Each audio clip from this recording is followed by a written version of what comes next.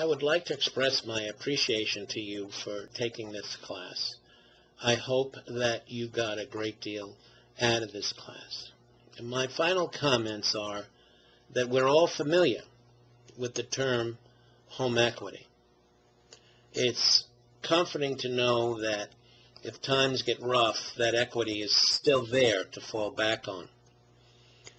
Today, times are rough in our country, and fire departments are asked to do more with less.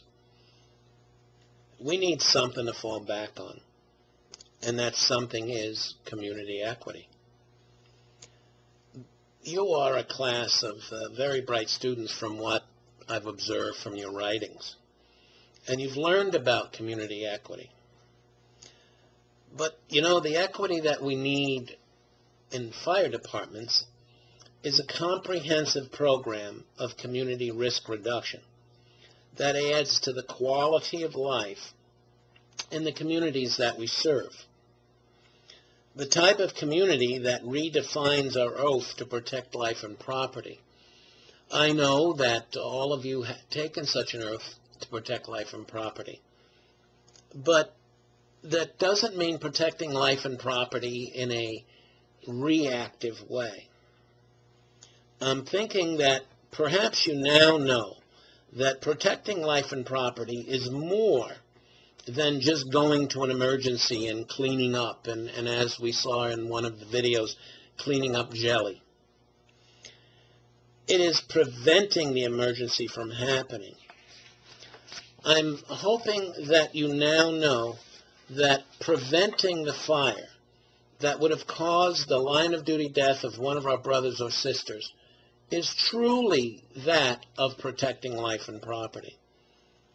I think you know now that preventing the older adult from falling and suffering the consequences of a broken hip is really protecting life and property and adding to the quality of life of that older adult and their family.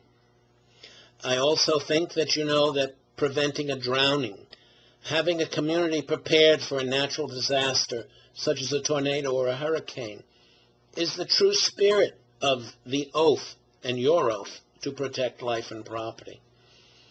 Today, I've read several stories where community votes come down to things like giving the library funding versus the fire department, and inevitably the library wins, because the people know that the library adds to the quality of their life. The library has radically changed from the old library. It's no longer people dusting books on shelves. It has computers, it has meeting rooms, it has things to do for the children, it has older adult activities, it has movies, an unbelievably huge amount of things that a library does and touches most people's lives, and they know it enhances the quality of their life. If we still continue to remain behind our doors and only come out when there's a mess to clean up and then go right back, well, that community is really not getting a sense of a value-added fire department with a quality of life. I'm hoping that you now realize that community risk reduction is the future of the American Fire Service, and it is the value-added direction we must all go in order to survive and prosper. I'm sure that you've taken a task on now to truly make a difference, to add to the quality of life of your community.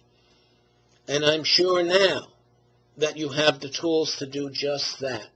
I ask you one thing. Please use this material and make a difference. Thank you, and I'm really hoping that you had a good experience in this class.